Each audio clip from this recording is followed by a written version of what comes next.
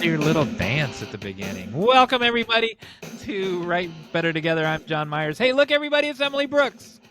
Hello, Jon Meyers. You used to, in the old episodes, you used to dance before when the music came on. It was distracted, I guess. Not really dance, but like shoulder moving. Shoulders. The dancing shoulders. What are we talking about today, Emily? Well, we have quite the list and quite the guest. Oh, it is quite the guest. We are talking with Sandra Tayler Oh. about building community, online and Yes. in person. Just like we're doing. And it really spans, we talk about building community as a writer with other writers, but we'd also talk about building community as a writer with your readers as well. So it's a really multifaceted conversation, and it's very good. It really was. And I learned a lot. Yeah, me too. Before our conversation, we are going to have listener responses. Oh. Then Sandra is going to give you all a call to action. Ooh. We are going to have a Hey Jon Meyers segment where I teach Jon Meyers something. And then we're going to have the final act where we play a silly game. All right. I'm already ready for your next game for next week. It's going to be so easy for you. You're just going to ace it. I am going to prepare you for a future game in this episode. So did you get out of your bubble? I did. Yay. I think I've mentioned this before, but Jon and I have two friends, and we take turns going to each other's houses and cooking dinner for each other and then playing a game. And the game is Gloomhaven Jaws of the Lion. It's a campaign game, so every time you play, it's different, and there's like 20 rounds or something that we've been through. Well, last week, it's a collaborative game, which I love collaborative games. Last week, when we got together at our house, we lost by 1 point. So you have to you have to fight all these enemies on the board and stuff. And there's one. I have to interrupt because I have a question. So it's only 4 people, and it's 2 against 2? No, it's collaborative. It is 4 against the game. Okay, go ahead. Like Jumanji. So all of us are fighting together against these little, in this case, it was like little rat dudes. And there was 1 rat left with 1 point left. So we lost. And it took us hours, so we were so disappointed. So this week, we went to their house and played the same game again. And halfway through, realized that we had played it wrong. The rules, we had kind of skimmed the rules because we assumed what they were. And we made it 10 times harder for ourselves last time. So this time we beat it almost no problem.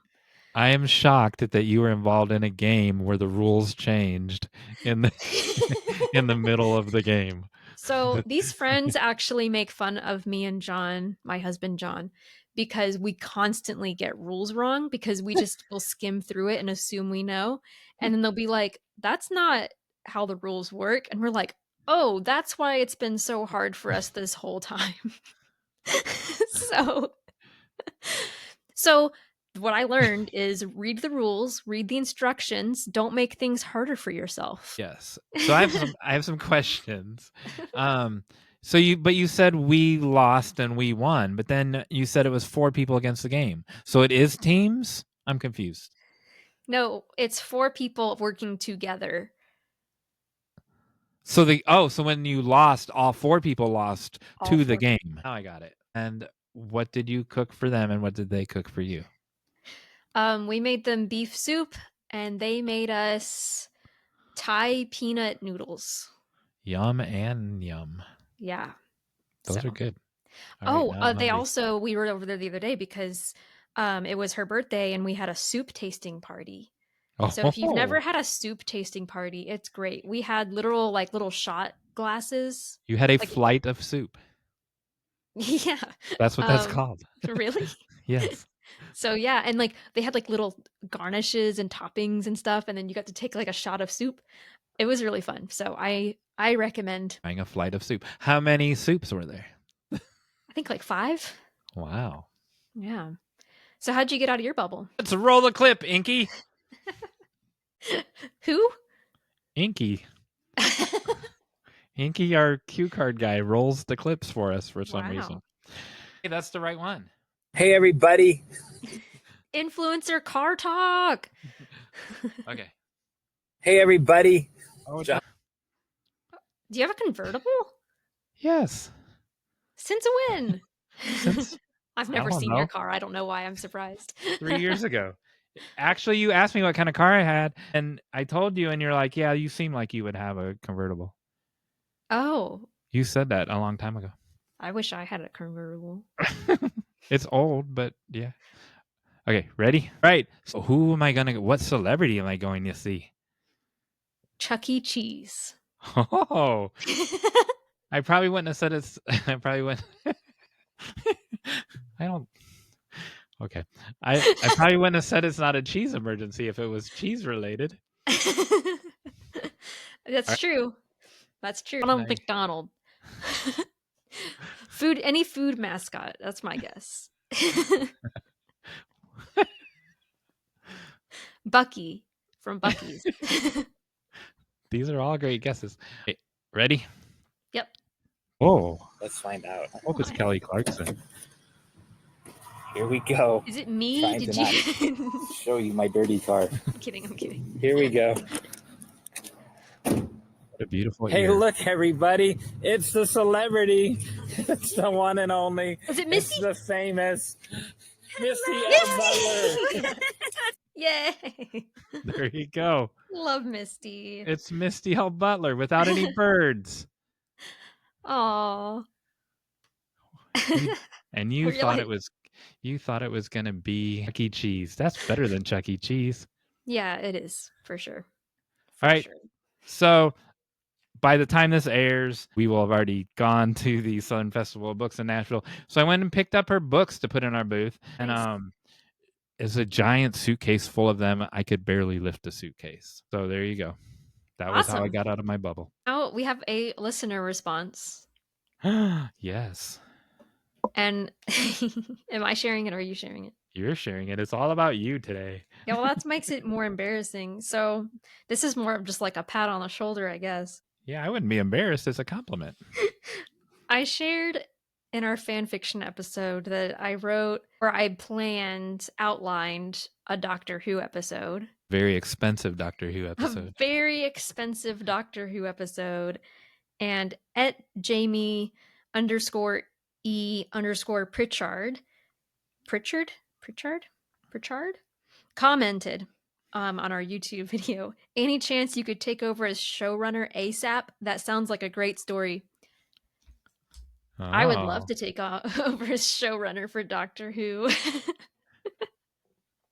What if he's really one of the producers? Goodness. Man, I would have so many ideas. Better get All to work. very, very expensive ideas. Just in case it's a real offer, you better just bring back Matt Smith. You better get ready. So there you go. That was nice. The compliment. Thank you for the compliment. That was very nice. And he put it on the YouTube. Yeah. Oh, and also on one of our self-promo Mondays, my sister Bethany Hale shared that she got another poem published. So go to our promo Mondays and read her poem because it's very good. I was gonna wait until you ring the bell, but I want to say this now.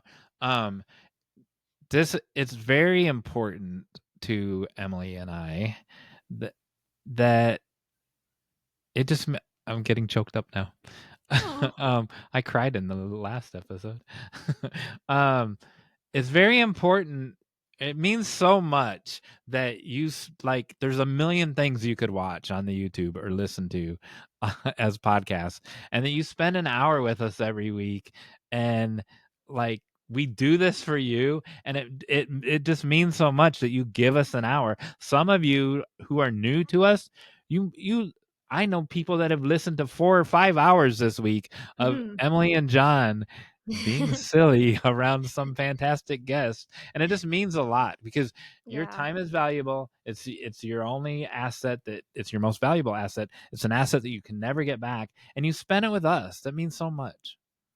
It does. I'm really glad you said that, especially in relation to this conversation that we're about to have with Sandra, because so much is like we want to be we want to be your writer friends, right? We want to be part of your writing community, the people who inspire you, and you all inspire us. And yes, 100% to all of that. We've talked about this on the podcast before. I believe if you can see me right now, or you can hear my voice, you were meant to watch this episode or to listen to this episode. You are here by design. You didn't just, you might not have planned it. It might have just been forced on you by the YouTube algorithm, but you were meant to hear this. Here you go.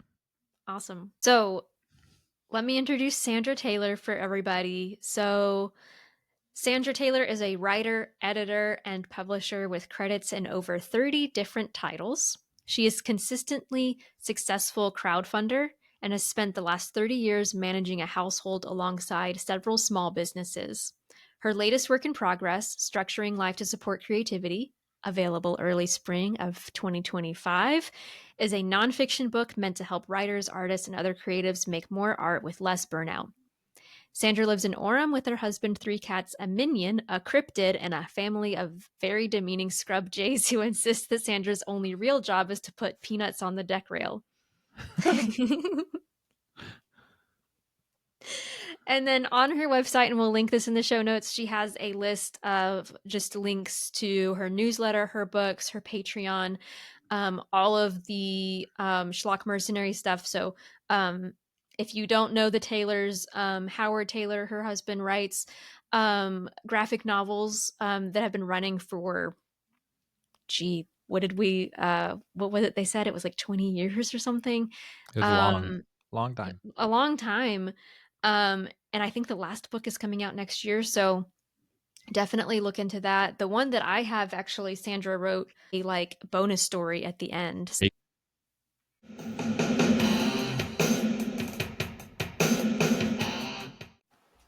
Hey, we're back. I'm still Jon Meyers from Write Better Together. Hey, look, everybody, it's Emily Brooks. Hello, everybody. And hey, look, everybody, it's Sandra Tayler. Oh, my goodness. Hello. Where'd she Welcome. come from? Yeah, that's the first question we always ask is where where are you're you, coming Sandra? from. Yeah. I'm coming to you from Utah today. Oh. Awesome. So I was just telling Sandra this, but I've been a big fan of Writing Excuses, and she's a regular guest on there. I got to see her at Gen Con, and she talked about building community around your work. And so I thought that would be a really good topic because we are about writing better together. And so can you give us kind of an overview of what you shared there? And then I'm really curious because you talked a lot about tools that you were using, like Discord or writing newsletters and things like that. And has any of that changed, or have you added on new tools or gotten rid of some tools since then? Since August.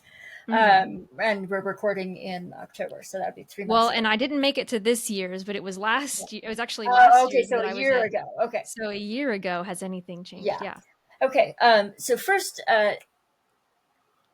the value of community is huge, and I think that writers tend to undervalue it because a lot of us are introverts. Not all of us. I know some very extroverted writers, but because we recharge and regain energy from being alone, we sometimes think of writing as this solitary thing, which I think is kind of the whole point of your podcast is, we write better together, right? And so maybe I'm making a point that your listeners already are on board with. I hope so. I hope they're on board with it. Right. The core of it is we thrive better when we have community. And I saw this really clearly in my own brain during the pandemic, when everything was shut down. And on the surface of it, nothing in my life had changed because I had already spent most of my time at home. But I was failing to be able to write. And there's lots of reasons for that. But the thing that really shook it loose for me was when I went to in September. So we've been locked down since March. And so not very much interaction other than via Zoom. And I went to a Zoom party. It was actually hosted by the Writing Excuses retreat people. And we went to this Zoom party, and there were lots of Zoom rooms, and people could wander from room to room, just like you were in a real party. And we all talked. And honestly, mostly what we talked was emotional processing of the pandemic. Like, there was a lot of people just like out loud processing what we were going through. And and at the time, it was right during Seder. And so a lot of my Jewish friends were emotionally processing the fact that they couldn't gather with their families for Seder. And so all of that happened. And then for the next week, I wrote for the first time all year. Wow. And I realized it is just this being able to interact with people gave me a sense of I'm not alone. We're in this together. And that by itself created emotional space that suddenly creativity could flow again. And that really drove home to me the power of having connections, having somebody to go to and say, oh my gosh, this chapter is killing me. And then who will just say, oh my gosh, yes, the middle is so messy. And you're not alone with it suddenly. And being not alone with it makes it more possible. The frequency when you know you're going to talk to someone, your writing group is this Friday or whatever, you know you're going to talk to someone, you're more diligent about actually writing as opposed to if you're not going to see anybody on Friday. Absolutely. Well, and one of the things I did after I noticed that effect with that party is I sought out a group of people and said, hey, can we get together once a month and just check in? And it was literally, we're going to talk. Each of us talks about how the last month went, whether good or bad, whatever, and then what we hope to accomplish in the next month. And just that act of speaking aloud about our creative work and about all the other messy stuff in our lives, again, gave us that emotional processing and space. And it really helped me through the rest of the isolation until things opened back up again. And it was a huge part of what I needed. Yeah, that's really good. And there's levels to it. So part of the reason why I became a big fan of Writing Excuses is because at the time when I started listening to it, I didn't have that many people in my close circle who wrote or who were available, just to talk about it all the time. And so it helped me to listen to other people talking about writing because it was like, I relate to this and it inspires me and encourages me to keep writing. So that's one level because that's not real community. That's just me listening to other people talk. Then you have the virtual side of it, which in the pandemic was extremely important and still has been extremely useful since then. And then there's something even more like magical that happens when you're in a room with somebody. Like I've talked multiple times on the podcast about writing nights that I have where just sitting down with people and setting a timer and writing. And we kind of do the same thing where we say, what are you working on this time? What are your goals? It's just something special that you really do write better together. Yeah. Well, and I mean, you say listening to a podcast isn't community, which is true, but also it is a form of community because you're listening to people who have traveled the path that you are traveling. And you are listening to them and you have that sense of I'm not alone in this from just observation, and you can do the same thing by following somebody's blog or reading their tweets on social media, or not tweets anymore, but skeets, I guess. I'm on Blue Sky now, but you can passively participate in community by following people. The trick with that, especially for introverted people, is that it makes us feel like we are not alone a little bit, but it doesn't actually provide the two-way connection that is so valuable. And so that is how social media can lure us into feeling like we are connected when actually we are very lonely. How many? So like Emily saw you speak at Gen Con. How many face-to-face events do you do a year? Per year. So let's look at next year. I'm probably going to participate in the local event called LTUE. So that's one. I'm running a vendor hall for another local event that's what's called StoryCon. So that's 2 in February.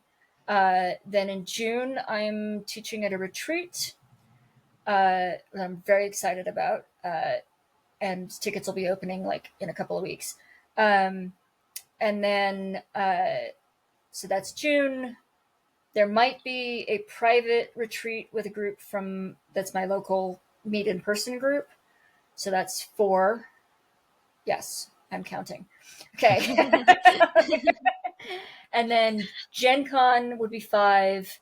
We're talking about Worldcon is 6. And then the Writing Excuses cruise that happens in September would be 7. And then if we do Dragonsteel Nexus again, that makes 8. So that's a very busy year for us.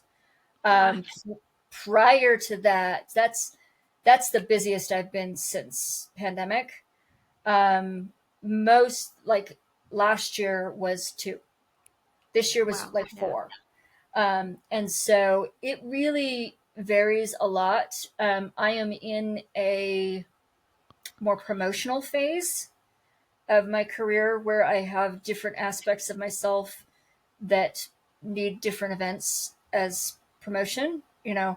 Pushing myself as a teacher requires a different event than when I'm the one running the little mini store at an event where we're promoting Howard. So it's different events for different needs. So the reason I asked that is the previous answer when we were talking about the community of a podcast, when you actually go out in person. So Emily and I went to WriterCon in Oklahoma City for the first time as this team, as this podcast, and now this weekend we're at Southern Festival of Books, which this will air. It'll already be passed by the time this airs. But we have people that were at Oklahoma City who are coming to see us in Nashville. Right. And so that's building a community of face-to-face community, even though it started as the podcast. Yes. Community. And that is the thing that we've discovered about in-person events. And we feel very conflicted about this in a COVID world where COVID has not gone away. My husband has long COVID. And so we are very aware of and leery of the risks of gathering in person. And yet, like Emily mentioned, there is something, a magic, an energy, a connection that happens with in person that cannot easily be duplicated via Zoom. And I love it and hate that that's true. Especially for, the people among us who are disabled or immunocompromised or who it's not fair. And so this blended reality that we live in, where we're doing parts of our community available online for free, and then of course there's the financial aspect of attending in-person events, and the childcare aspect. I couldn't go for years because I had young children at home, and there's only so many times you can ask your parents to watch your kids before it's not fair. But and so the challenge is looking at your own particular circumstances, looking at your own particular needs, and saying, okay, what community do I need? And how can I reach for that community given the circumstances I'm working with? And for some of us, that means all of our community is online and Zoom. And some of us, it means we travel to events. And some of us, it means we build in our own hometown. We carefully nurture a local something. And the answers are very individual. Yeah, and I was gonna mention the small things as well, because those big events are great for meeting a lot of people, but those tiny communities can really create that bonding, like having a writing group, or and I've mentioned this multiple times, but the Rabbit Room in Nashville is just like this little artist community, and it's a house that you can go to on Wednesdays and Fridays. I think you can just show up and they'll give you coffee and you can sit down and talk to people, and like those small examples can be just as valuable. Yeah, Yeah. Well, and for me, I mean, one of the things that you have to look at is what is the venue that you feel comfortable in? Because, if you are a person who doesn't like loud places or flashing lights, and the thought of public singing makes your shoulders go all the way up to your ears, then karaoke night is not the right place for you to make friends. It's I just not. passed on karaoke night. Exactly. So I thrive so much better in small group conversations. That is where I shine. That is where I'm comfortable. Small group conversations where we talk about the things that really matter to us, our heart stuff. That's where I'm comfortable. The larger the group gets, the more I draw to the side and the more I shut up. And the more I feel like an observer instead of a participant. And so, but I know other people who come alive in larger group settings. They are the performers. They are the people who hold court. They are the people who have an unending font of stories that they just spill and entertain everyone. And that is not my mode. That's Howard's mode, my husband's mode. Jon Meyers is smiling, and I'm wondering if he was thinking of somebody. I was thinking of somebody, and so we spoke. The rooms that we spoke in were 40 to 50 people, about maybe a couple of times a little bit smaller, but I spoke in the grand ballroom and there was like 200 people there, right? And I started doing and Emily was in the audience, and I started doing like crowd work and stuff. And I'm like, what is this side of me because it wasn't planned. Certain questions to interact with the audience were planned, but it turned in like this little rabbit trail, and I really enjoyed it. That's Yeah. like that teacher gift. Like that's like my dad, who we've had Yeah. on the podcast, because my dad's an introvert.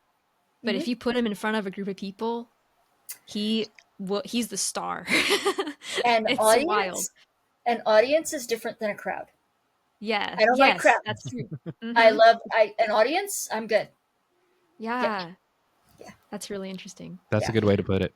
Yeah. I was wondering, so I've never been to the Writing Excuses cruise. I've Mhm. always wanted to, but I'm afraid of boats. So Well, we that's have a just that. land one now. Oh, really? Yes, Minnesota in June. Oh. Okay. Yeah, Awesome. yeah. Is that the one where they mentioned like there's going to be like horses or something? No, that was Bear Lake, and that was a few years ago. Okay. Yeah. Okay. Well, awesome, because boats. Yes, But yeah. how Boats are a many thing. people usually come to those, and how do you all balance do you have breakout sessions, or like how do you keep that Yes. community They're together? cohesive when it's large. Yeah, Yes. yeah.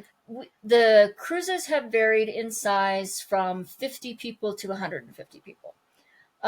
We have always had a plan to cap it no more than 200 people, because there is a tipping point in group size, and we don't feel like we can provide the intimate connective experience at a group size larger than 200, you know. Mm. And so there's always conversations around how do we make sure that the group is gelling. And the answer is, with the larger group, the whole group isn't gelling. Yeah. It is like, well, when you sit 8 people at a table, the table will split into smaller conversations every time. If you put 6 people at a table, you might keep it all cohesive into a single conversation for the whole dinner. But the minute you get to 8, you start having two halves of the table who have separate conversations going on. And so that is a thing when you are looking at community and deciding what do you want from this. One of the questions you absolutely should ask yourself is my purpose for this community served by getting larger, or is it not? Because there does seem to be this impulse in our heads that bigger is always better. And with community, that is not always the case, because when you get larger, when your audience gets bigger, when your community gets bigger, it requires more hierarchy, it requires more structure, it requires more conscious attention to inclusion, and the administrative lift on maintaining the community changes. And so again, you have to go back to what is the purpose of this community and what venue serves that purpose, what meeting structure serves that purpose, what modes of communication serve that purpose. There are people all the time. I'm doubling down on what you just said, 100%, 200% then. That don't you want 100,000 listeners or 100? No, I want three. Right now, I want 300 that I can meet in person. Right. Mm-hmm. And then once I meet those 300 in person and we hit that benchmark, then we'll see where it goes from there. But I want to meet everyone in person right now. And so when you said about the administrative part, at what point did writing excuses get too big, or maybe it's not too big yet, to start to answer everybody? Like when there's comments on the comments here, comments on in emails, at some point you get too big where you can't answer everybody. Where does that happen? Right. Well, I am not actually part of that portion of the thing. I'm what I call interestingly adjacent. I'm not one of the core hosts. I am occasionally tapped to be staff at their events. I am occasionally tapped to be a guest on the podcast. I'm married to one of the core hosts. Right. So I am interestingly adjacent. I'm also kind of the keeper of institutional memory because my brain tracks things. And I can't make it stop. And so they'll be like, do you remember when this? And I'm like, oh yes, this and this and this. And they're like, thank you. And off they run. So the question of, of management of community, with the podcast, there is the community that they are deliberately fostering and building using the Patreon community. And there is the community that they are deliberately fostering and building via retreats and alumni.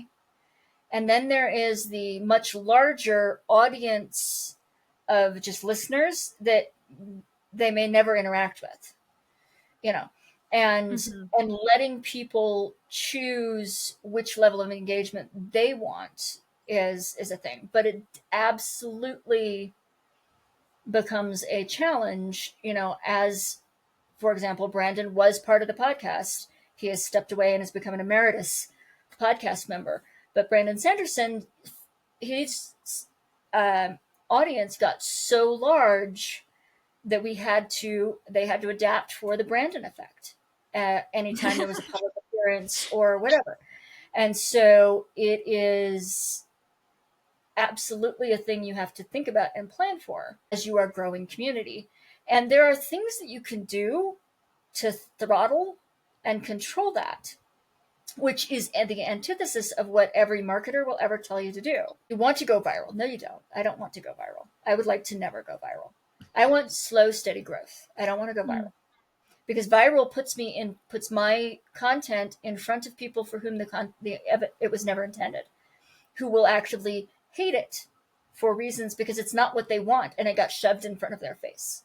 And so therefore they react negatively to it, which is a valid reaction when something you don't want gets shoved at you. But then they will react hostilely, and then I have to navigate having people be hostile at me. And so, yeah, I don't ever want to go viral. I want to slowly and steadily collect people who vibe with my stuff over time. Yeah, that's really good. Yeah. I'm curious. So we've talked a lot about the podcast, but I'm curious about what you and Howard have done for the Schlock mercenary community, as well as now what you're doing with your own work. And how are you specifically building community around those things virtually and in person? Absolutely. We had previously resisted deliberately owning and taking responsibility for a community. We had let people, form a Facebook group to talk about Schlock Mercenary, and we will participate in the group. There's a forum that we would, like, the Night Star forums is what they were called, and we would participate, but we didn't own it. And what the buying and dismantling of Twitter as a useful tool for us taught us was that if you don't own the space, you can lose connection to your community because somebody else owns that connection. All of my followers on Twitter, I don't own that. Twitter does. Twitter can turn it off by freezing my account. And so we realized we needed to build communities and connections in places and ways that we had control over. And so we opened up a Discord. The Hypernode Connect Discord is where we connect with Schlock fans. It is free to join, but you do have to.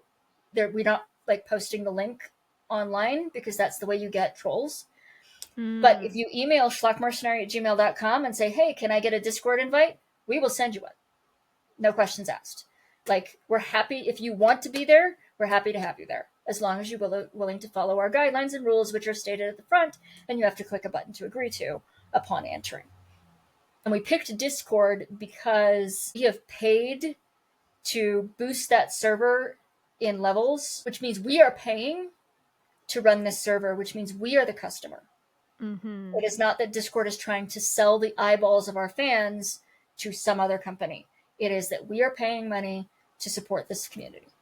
And so we have an annual fee that we pay to host this community. It's renting a venue. The other thing we do is newsletters, because then I have an email list and I own that list and I can take it to whatever service I want. If I'm currently on Email Octopus, but if I wanted to jump to MailChimp or Tiny Letter or any other service, I can just port my list over. No problem, because I own that list, the service, and I pay the service for helping me organize my emails and doing the sending so that it doesn't get marked as spam. So picking services where I am paying for the space rather than the services that are free to me. But I also caution you, I know that, for example, Twitter will let you pay. They're still selling the eyeballs. You are not their primary. You have to look at their revenue stream of the company. And you have to be prepared to move your community. If the coffee shop that you've been meeting in for 10 years closes, you just have to be willing to pick a new coffee shop so your community can continue. And that seems like another important reason to have emails. Because then no matter what happens, you still have... Right. And that's the other thing that I changed was I used to follow people on one platform. I would follow somebody on Instagram, but not Facebook. So I didn't get their content twice. And I would follow them on Twitter, but not, Pinterest, because I liked what they posted on Twitter and I didn't really care so much about their Pinterest.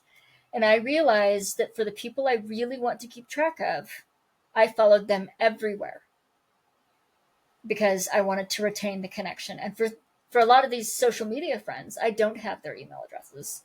I could ask for them, and many of them would probably give them to me. But if I want to keep it in a social media space, asking for an email address is a step up in level of connection. It's a request. It's a be my friend, which can feel awkward. And maybe you don't want to do that. And maybe you want to keep it in a social media. So I can follow them everywhere. If this is a person I want to continue seeing their content, I follow them everywhere that they have content. And yes, it means I see the same thing more than once, but it means I keep the connection. So I'm curious, with the Discord, how much time do you spend on there? Because I'm sure there's so many things going on that you probably can't respond to everything. Well, and I'm sure you're also tag teaming it, right? It's not just one of you. Right. One of the beautiful things about community, when a community is thriving, I don't have to participate in all the conversations. You have to do a lot of upfront work to establish norms and to get it going. And to, it's the beginning of the party. The host has to circulate and introduce people and get them talking and saying, here's a topic, let's talk about this, and keep it going. But once it's rolling, I can ignore the Discord, more or less ignore it for, weeks if I need to, because I'm head down. I've gone to Gen Con and I'm out of for 2 weeks. So I have a very small and select team of moderators, 3 people who are wonderful, and I love them dearly, and they keep an eye on it to make sure, they're handling conflicts, they're moderating, making sure the rules are being followed, checking up on it, and we have a little officers lounge where we can discuss, hey, so was this across a line, or how should I handle this, and they've been at it now for 2.5, 3 years, and at this point, it's very, very smooth. Like, the people we have in our Discord are wonderful. They comply with the guidelines that we've set. They self-correct. They've seen things get contentious, and then people consciously walk themselves back. But once you get that community built, it kind of self-runs. And actually, it's beneficial for me to not be part of all the conversations, because that means people are connecting with each other. I love seeing when I've come back and there's 50 messages in one channel because 7 people got really, really excited about electronics today. That makes me so happy, because they are having a community experience. They are getting to speak and getting to be heard and getting to have a voice with each other. And that's beautiful. And especially since I am not an electronics nerd, I am happy to not participate in that conversation. They had a great time. Good. Excellent.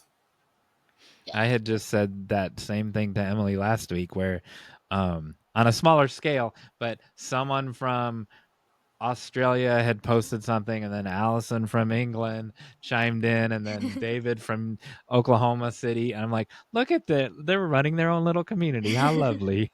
Exactly. That's what And, you want. Yeah. Like, It's connections with each other. It's funny. So Jon Meyers and I are also both teachers, and I feel like that's something we strive for in the classroom as well, especially with if you have a group of people who have never met, and the first time you put them in a group and they really they don't just sit there staring at each other, they really connect and they start working together. It's a good feeling. Yeah. Well, I mean, because if everyone's just connected with you, that's an audience, not a community. In order for it to be a community, they have to cross-connect and build a web. Yeah, I love that distinction.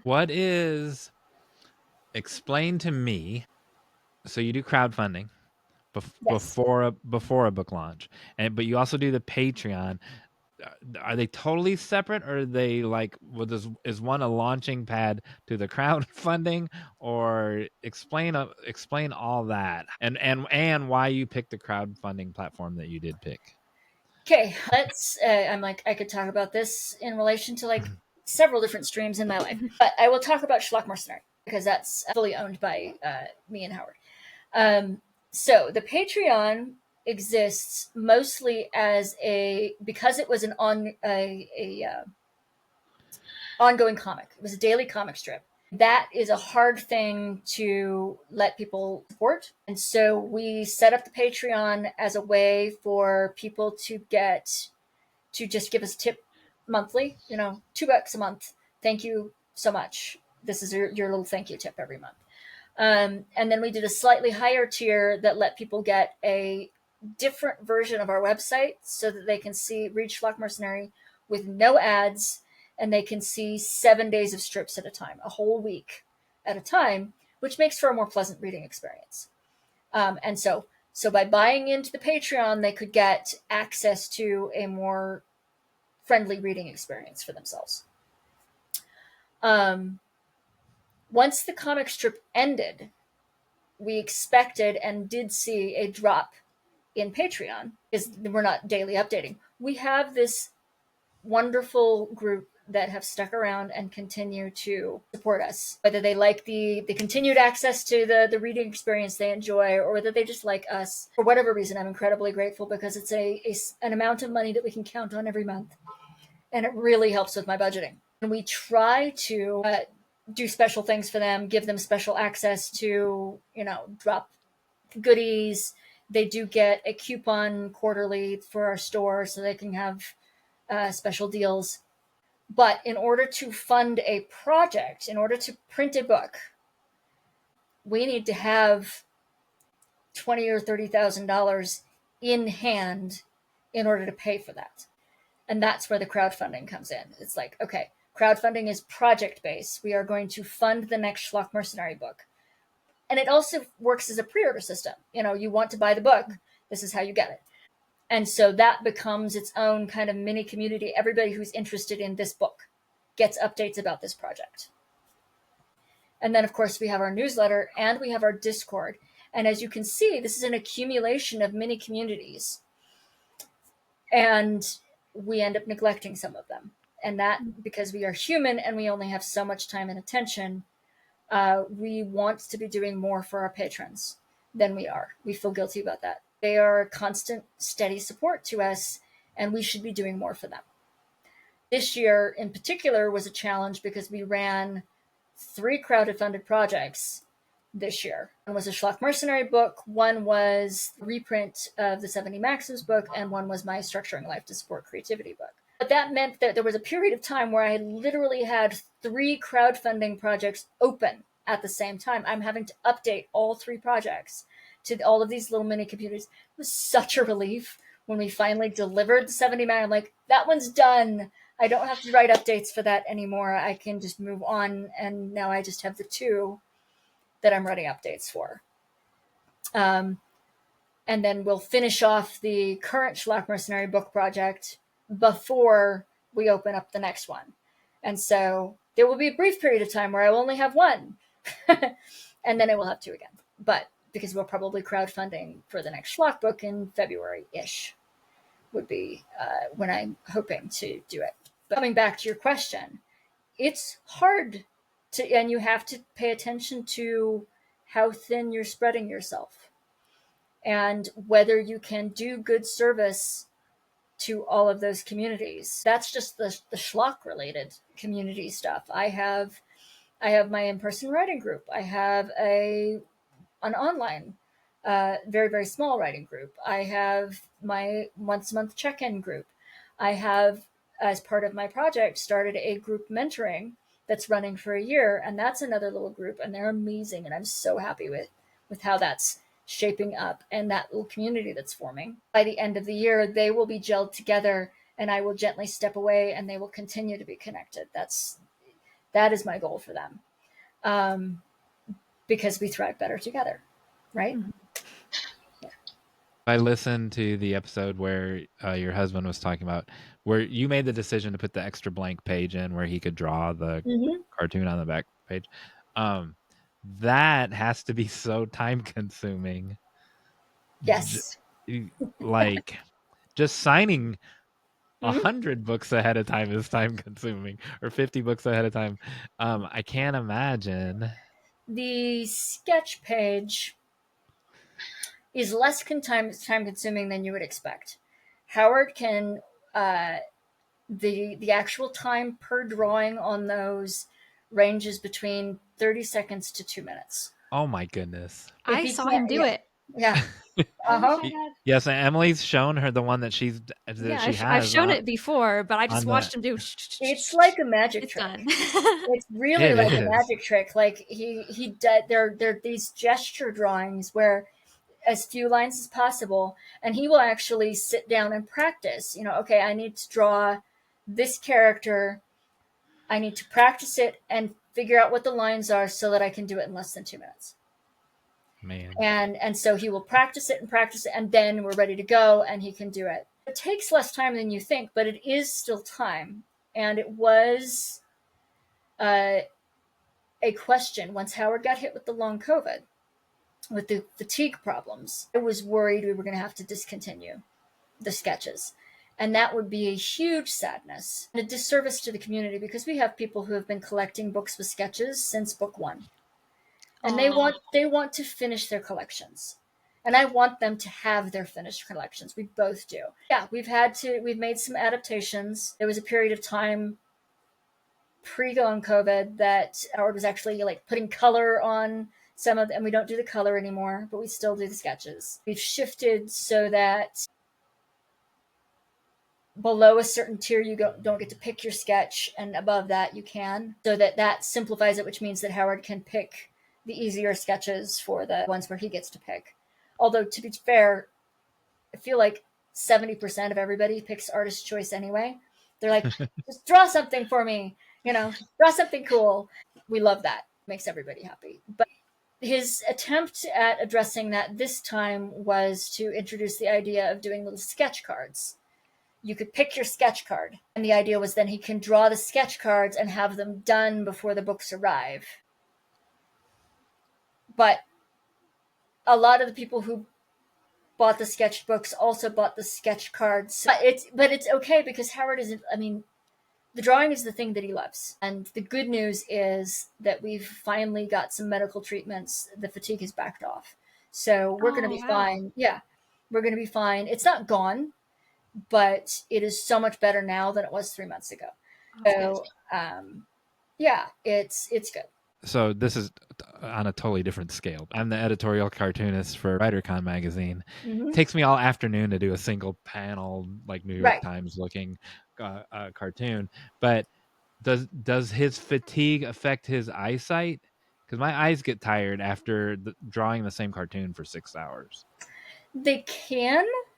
It can. But he has special drawing glasses where like the whole, he gets glasses that are designed for the distance that he draws at. And so you wear those, and that really helps. Adaptive tools are your friend. When he was drawing the comic, he absolutely wore the drawing glasses for drawing. And he has computer glasses for the right distance for computers. And then, but we still run into, our eyes are older than they used to be. And sometimes things just don't focus the way they used to. So yeah, you have to meter your capacity and switch tasks when the eyes run out. Interesting. Yeah. Or the brain runs out, or the hand runs out, like which part is going to fail me today? Now it's turned into a health and cartooning podcast. Yeah, it's okay. I don't draw, but I do get, I've talked about this before. My eyes, I think like I overused them in college. Because I get really tired really fast looking at screens. So I've had to adjust. And I've just keep getting stronger and stronger lenses every year. Talking to your optometrist and finding, like, there are things you can do to make your screens less. There's tinted glasses and changing the brightness on your screen and finding the adaptive thing that helps you. If you look into resources that are designed for people who are legally blind or sight impaired, those aren't just for people who get that legal designation. Those are tools that anybody can access. And we should all access whatever tools make our lives easier. Is that her call to action? Access some tools that you wouldn't have normally thought of prior to the conversation. I mean, honestly, yeah. Look into accessible. I mean, that is a good call to action. The other call to action that I would say is, if you are feeling like you want community and you don't have it, I see this a lot on social media. Like, how do I make friends now that I'm out of college? How do we make friends by appointment? My assignment would be to sit down and think about, what is it that you really want from community? Do you want a critique group? Do you want just a social group? Do you want a best buddy that you can just vent to? Do you want a brainstorming partner? What is the role that you want this community to serve in your life? And then throw the party you wish you could show up to. Like, what community do you wish you could just walk into and discover and not have to work for? And then recognize that other people also want that party. And maybe somebody needs to be willing to step up and host it. And maybe that somebody's you. I love that. Yeah. Dude, that's so, like, I never have looked at it that way, because I've been in writing groups and I'm joining a new one, but I always look at, like, what can I do for them? Even like if I'm just a member of it, right? Mm-hmm. What does my presence there? How can I help them? I never think about what I can get out of it. I'm going to do this call to action. I'm going to participate in this one. How do I get this to you, Emily? Oh, go to our show notes at writebettertogether.com/podcast. Find this episode and you can respond there in the comments to tell us about what you did or plan to do. And we would absolutely love to hear that. You can also respond in social media on that. So wherever you find this podcast on Facebook or Instagram or Twitter, if you want to comment there, we would just love to hear from you. And somehow we will find your answers and compile them and share them on the podcast. Thank you so much. No problem. Glad to be here. Yeah, very glad to have you here. That was wonderful.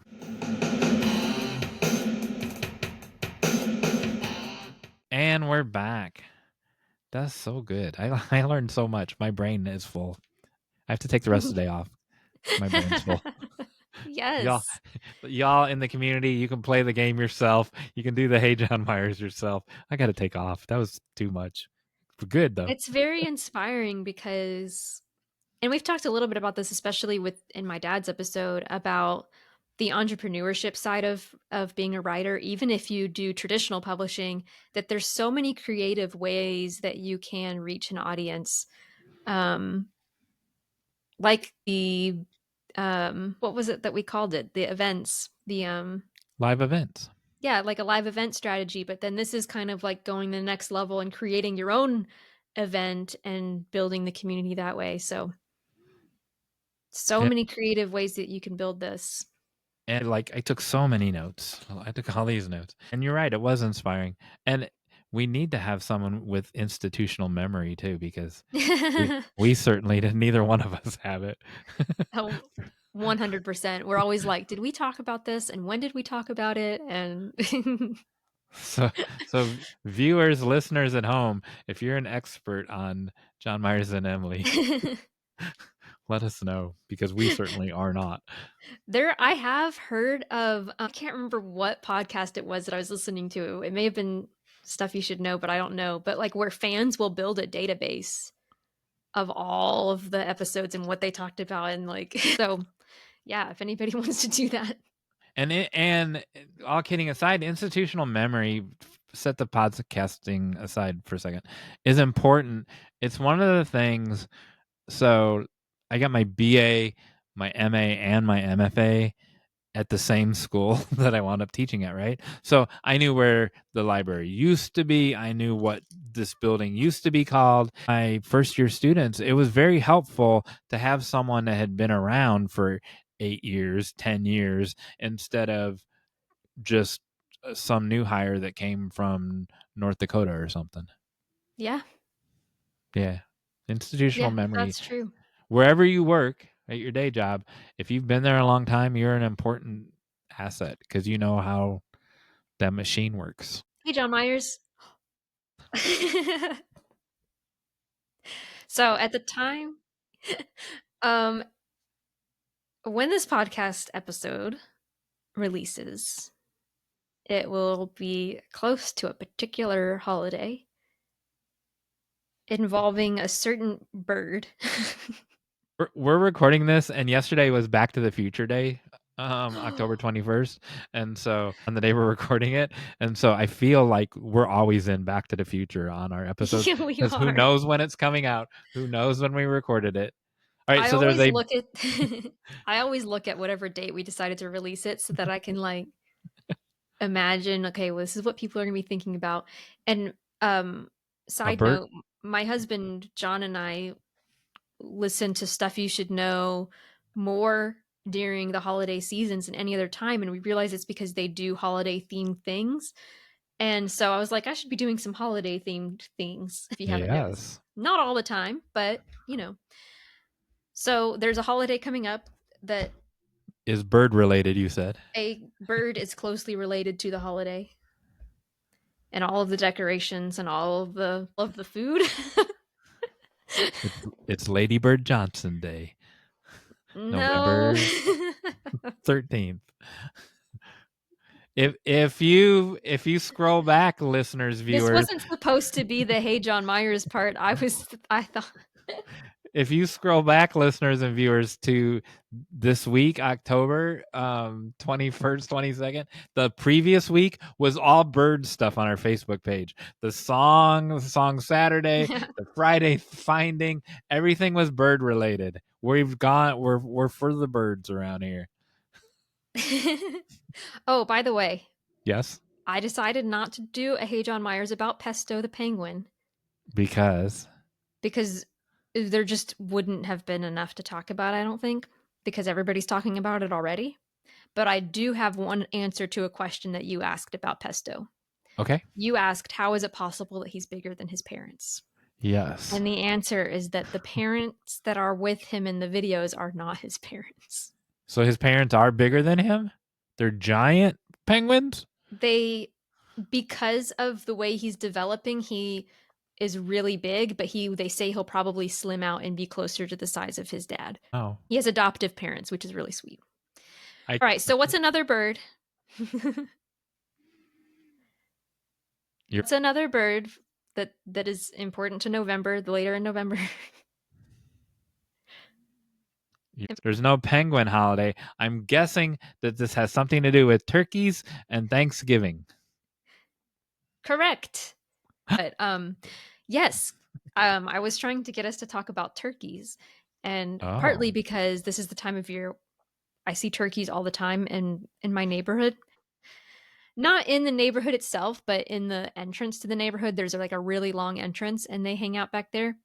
And there was last year a rare silver turkey, and it had babies. Silvery white turkey. You all can look them up. They're really pretty. It's just like a rare mutation, and it had babies. And then this year, I'm pretty sure I saw one of the babies with its children, because the mom was like not super silvery, but more silvery than other turkeys. So it was like passing down a little bit. I knew you lived on a bird sanctuary.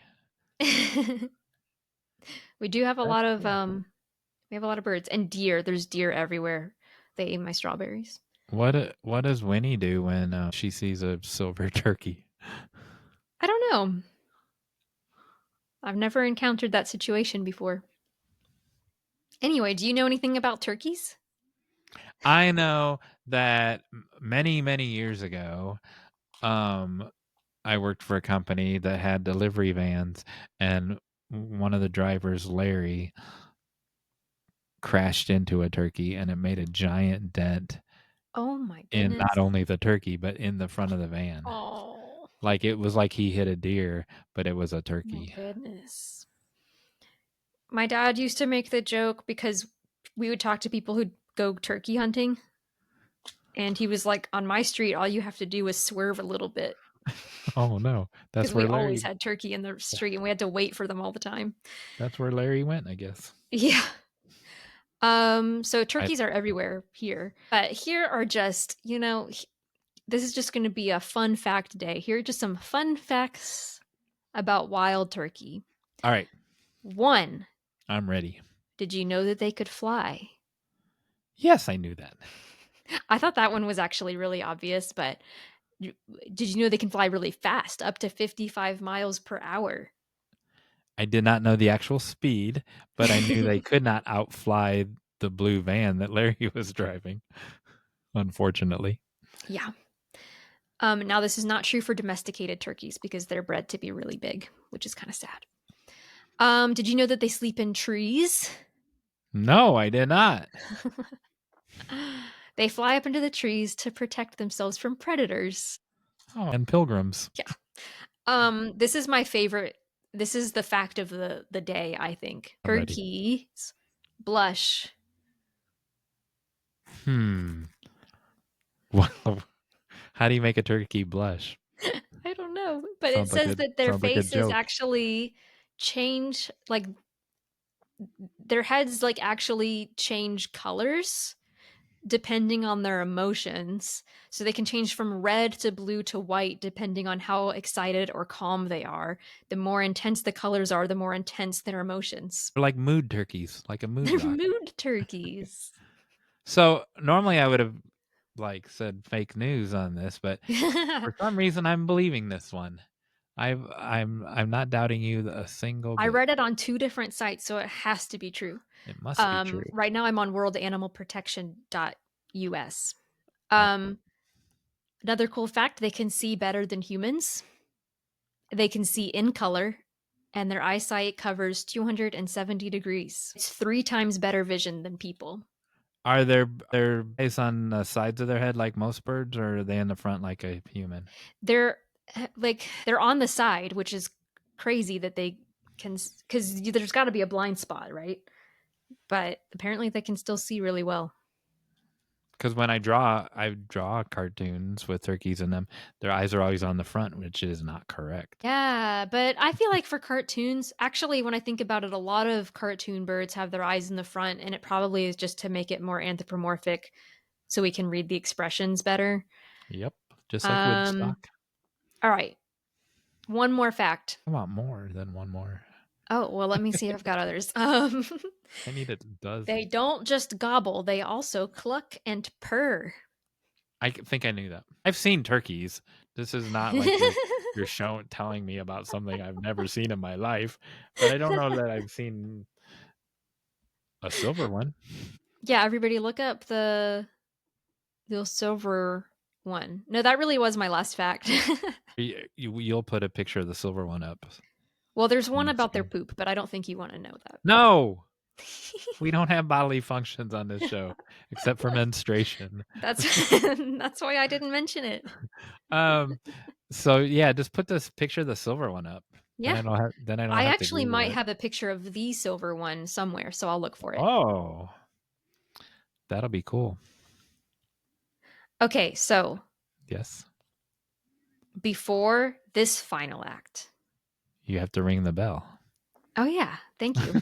Hey everybody, if you like facts about turkeys and holidays, and if you like writing, please subscribe to the podcast so that you can continue to listen in and connect. And also, we would love a star rating and review so that other people can find us.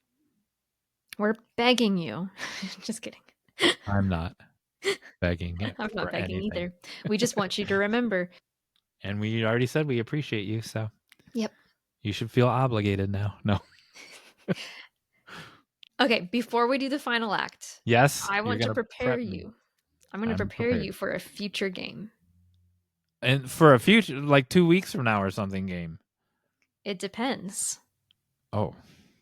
In a future episode, you're going to play Write Better Together Bingo. On a future episode, whenever you choose, and I'm going to do this too on an episode that I choose. But okay, so here's the thing. I wanted us to play bingo, but I thought that if we knew that the other person was playing bingo with us, that we would change the things that we talked about. So each of us is going to... did you? Yeah. So each of us is going to create a 4x4 square bingo card and fill it out with things that we predict the other person will do in the podcast. 16 things? Yeah. So 16 things, and in that episode, we will be both playing bingo, and those things have to come up during that one specific episode. Yes, but we don't have... I think we should both choose different days to do it, or at least not tell each other what day we've chosen to do it. And then reveal it during that final act. Oh. So it could be the same day. It could be the same day. It could be a different day. Okay, so I like or, it. Like, if one of us does it first, I could, like, for instance, I could be like, I did my bingo. Did you do your bingo? And if you hadn't, then I would hold mine back. No, if it organically they both do it on the same day, then so be it. No, I'm saying that, like, I wouldn't want to give you my score. Oh. Until we both have our scores. I got you. So, like, how do you know I'm not faking it and just having a blank card and then writing in the things that you're saying during any given episode? Because you don't reveal the card ahead of time. Because I trust you. I found. Hey, listeners, viewers, I found a way to cheat already. Okay, so before the next episode, I need to make a card just in case. It doesn't have to. It could be for whatever episode you want to do it. I think there should be a third person involved to keep you from being dishonest. I'm not a cheater. I'm kidding. Cheating isn't fun. Kelly Clarkson, will you be our third like our what do you call it? Like a referee. Oh Our my bingo goodness. referee. I trust you. Okay. All right. Are you ready for the actual final act? Oh yeah.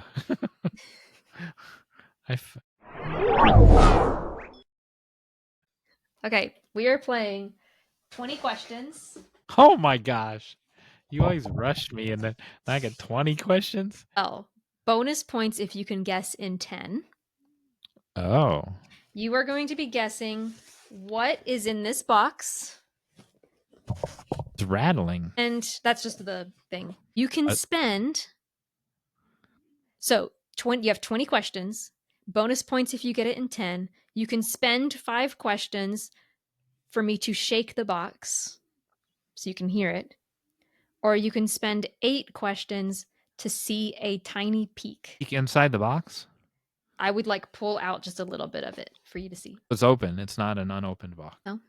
Otherwise, you can just ask me yes or no questions about the item in the box until Does you it guess. cost me questions to look at the box? No, I just showed you the box. I know. I need to. I wasn't paying. Okay, I'll show it to you again. Oh, and when I say bonus, like if you guess it in 10, you get an extra prize. Otherwise, your prize is what is in the box. Okay. I have to be careful because it's not like it's open. So here's the box. I'm trying not to hit my microphone. Box. Okay. I got a closer look by moving up there. So, and they have to be yes or no questions? Yes. Ugh. That was one. Just kidding. No. Just kidding. You're a pretty funny person. Well, thanks. I'm keeping track of how many questions you asked. Is what's in the box what came in that box? No. Is what's in that box a singular object? Yes. Is the singular object comprised of multiple things, such as, this is not my guess, but like a deck of cards would be a single thing, but it's actually 52 things? No. Does it weigh less than 10 pounds? Yes. Did you weigh it? No. Do you know my grandfather, Brzezinski? He's passed away now, but he was a butcher his entire life, a meat cutter, and he could pick up anything, literally anything. Pick up this flashlight, and he could tell how much it weighed, Wow. like to the ounce, because that's what he did for a living. He picked up things. I will, because you spent 2 questions on the weight, I'll give you a bonus answer of like, Whoa. I don't even know if it weighs a pound. It might weigh a pound. Now my brain I'm is not really sure because I'm not really great at that. You are not my grandfather. But it doesn't weigh very much is what I'm saying. Now I'm trying to think of other weight related questions so I can have more free questions. No, that's not what I meant. See how my brain works? You have guessed 4 questions, I think. And then if this does not count, this is a rule question. If I guess the thing, does that count for a guess, or does that mean I'm wrong and I lose? It counts for a guess. Okay. Is it a book? No. Okay. Can you do the you have 14 more? Can you do that? You have so you have 5 more. No, you have 6 more until you have reached question 10 and lost your extra prize. So you've guessed 4. What do I lose at 10? An extra prize. Oh. And my prize is in the box? Yes. Oh, that's why you didn't tell me what the prize was. I can tell you what the extra prize is. Okay. The extra prize is Birds of the Backyard puzzle. Oh, I want that. Really, for real. And I'm going to see you this weekend, so you have to give it to me if I actually win. Well, it's technically not mine. I'm borrowing it. Giving me someone else's prize. All right. So it's not a book. Is it food? No. Could it be food? No. Like, this is not a question, but like a turkey, like that could be food, but if it's just walking through your yard, it's not food. No, it's not. Is it something that's come up on the show before? We don't have an institutional memory Sort person. of. Oh. Is it a bird nest? No. Is it money? No. You have you have one question left for the 10. There goes the puzzle.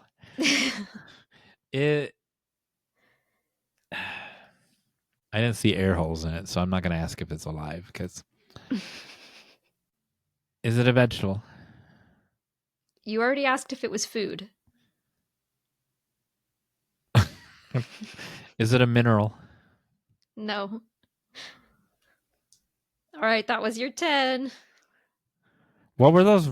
This is not my guess, but what were those things called when we piled rocks on top of each other when we first started this podcast? Cairns? Yeah, cairns. So it's not a vegetable. It's not a mineral. Is it a? It's not a gas, obviously. It's not an animal. It's not an animal. What else is there? If it's not a vegetable, mineral, animal, or a gas, that's everything. What's so funny? That's everything.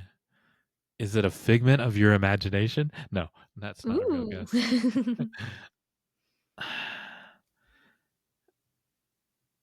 Man, put that Well- SpongeBob. Put that SpongeBob thing up where it Oh, says 3 hours later. No, gosh, that's everything, man. Vegetable, animal, mineral, gas. What is this? It's not any of those things. Is it a hairbrush? No, I'm joking. No. That's not me. I'm just giving you an example. Like, what is this? So, what is that? A marker? No, I know, but what? So, what category does no? What category does plastic or a hairbrush fall into? A thing? No, Object? no. It has to be animal, vegetable, mineral, or what's the other thing? Person? Manufacture or chemical? Chemical. Is it a chemical? Is it comprised of chemical items? Chemical makeup? It might have some chemicals in it, but I don't know what it's like. I can't really answer that. I didn't ask what specific chemicals. I said, does it have There may be chemicals? some like synthetic material. Yes, that's what I was asking. There's very most likely synthetic material in it. Okay. Is it Ooh. for it? Is it for play? Yes, that's a great question. Because I was gonna say play or work, but I have to make it yes or no. Is it a Rubik's cube? No. Is it another puzzle? A different puzzle? No. Oh, well, you paused. I paused because you already asked if it had multiple components. Oh, yeah. I did. So it's a single thing made of synthetic things, and it's play. Is it a sports item? No. Good question. Yeah, because that would be the wrong podcast for that. That would be really funny if it was like a basketball. That's what I know. If you put a tennis ball in there, I'm like, what the heck? It's not money, you said. I think you said that. Can't eat it. Is it gender specific? No. Good for you. I appreciate your open mindset. That's why I chose this object specifically. Good. What? How many guesses do I have left? I got to make them count now. So you have 6 guesses left. Is it a battery? No. You don't play with batteries? You were kind of okay, can I give you a hint? You were kind of on the right track earlier. When it was a play item. Yeah. Oh, so now it's turned into warmer, colder, and not. Well, you went from play item to battery, so I'm just letting you know. I'm going with what I feel like. I'm free associating what pops into my mind. I'm saying it. Is it an electronic device? No. This question doesn't count. If it if it were a USB, would you count that as an electronic device? Yes. Oh, okay. This has 0 electronics involved. You play with it, and it's not a Rubik's Cube, and it's not a ball. It's not sports. What do you play? It's not a deck of cards, because that would have multiple things. A die. It's a die. A dice. No. Are you sure? Have you looked at it recently? You have 3 questions left. It can't be a rock, because that's a pet rock. Yeah, but it's a mineral. That can't be a rock. True. Spatula. What? I love when you crack up at my brilliant answers. What? What's so funny? Is it right? I just love how you went from playthings to, I know that there's like toy kitchens, but a spatula.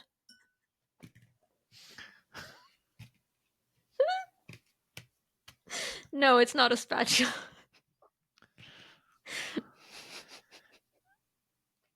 Is there a specific room that you would use it in? Don't tell me the room, just yes or no. No. So it wouldn't be a spatula because you have 1 question left. Okay, this one has to count. It is a... I will let you ask another yes or no question and then have a final guess. Okay. Do you want to know what my stupid guess was? I was going to say, is it an empty pill bottle?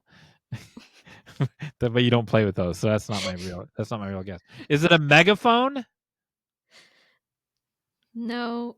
I said you could have 1 more yes or no question and you didn't. I know, but that was the yes or no question. All right. It's not food related. You play with it. It can't be a hula hoop because that wouldn't fit in there. Is it made of metal? No.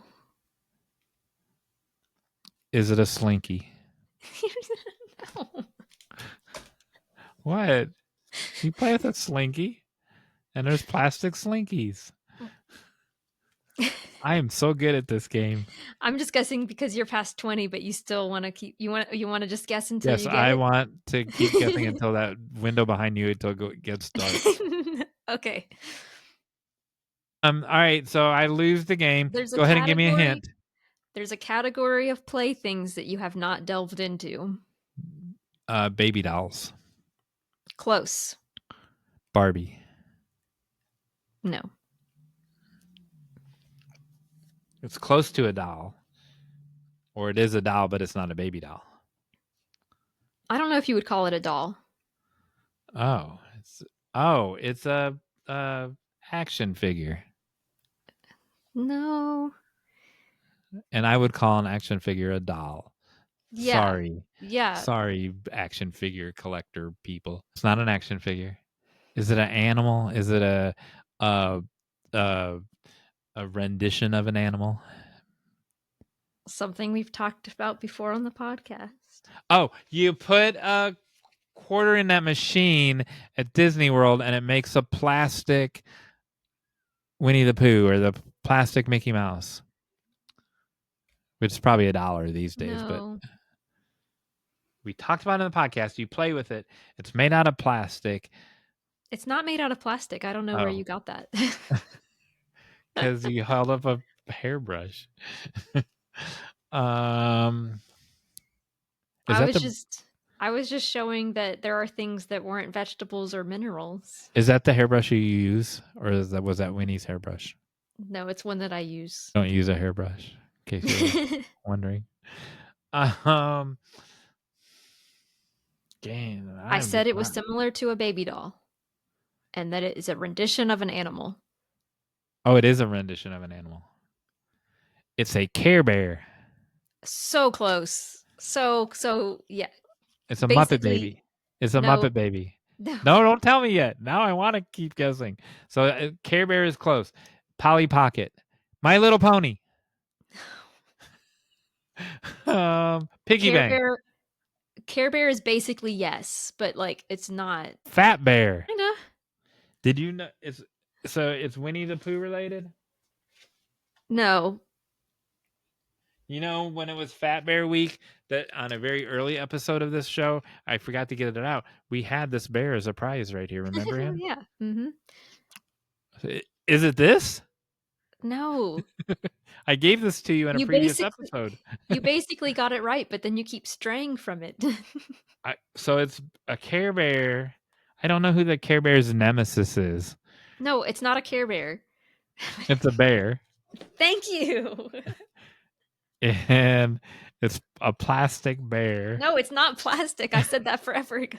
It's a Teenage Ninja Mutant Turtle. Okay, it's a bear. What kind of bear? Not plastic. I know it's not plastic. A teddy bear. Thank you. It is a teddy bear. Teddy Ruxpin. It is my first teddy bear. Oh. Thank goodness I didn't win it. Oh, that's like a real teddy bear. It is a real teddy bear. A genuine one. I think. Oh no, it's a tie. Still, it looks like a real, like, raggedy old teddy bear, like it back in the day. It's made up of polyester fiber and PVC pellets, ages 3 and up. So I got this for my very first birthday. Oh, your parents were rule breakers. Yeah, pretty much. Dean and Judy, you are bad. You are bad. She's not allowed to have it till she's 3. You gave it to her when she was 1. I also, in this corner over here, I have my very first, the same year I got a rocking chair. Aw. Can I see the eyes on that teddy bear? Yeah. Oh. That's why it's for... Yeah, I think it is. Yeah. But my dad used to use it like a little puppet to calm me down and talk to me. Oh, what voice did he use? I don't know, something probably like this. Oh. Only in a man's voice. All right. Well, there you go. You don't get the teddy bear or the birds of the backyard, but you were a good guesser. You almost got there. And welcome to our first installment of, you know how we used to do Baggy every week? We're just going to do this every week now. 40 Honestly, questions I Jon wouldn't Meyers. mind if we replayed games, because there's some of these that I would definitely want to replay. Yeah, you want to win that $1 million that you threw away. When I was a kid, we had the game 20 questions that was a little robot thing, and it was creepy because it was so good at guessing anything that you thought of. If you thought of a whale, it would guess a whale. What was it? Like a Simon thing? Electronic thing? It was like, it would ask you question. Yeah, it was like a little electronic thing with like words, and it would ask you specific questions. It would ask you 20, and then it would guess what you were thinking of. Okay. Do you think you would be equally amazed now at your current age as you were when you were a little child? Yeah, I'm still amazed by them. Okay. Hold the bear up to the camera again, please. A little closer.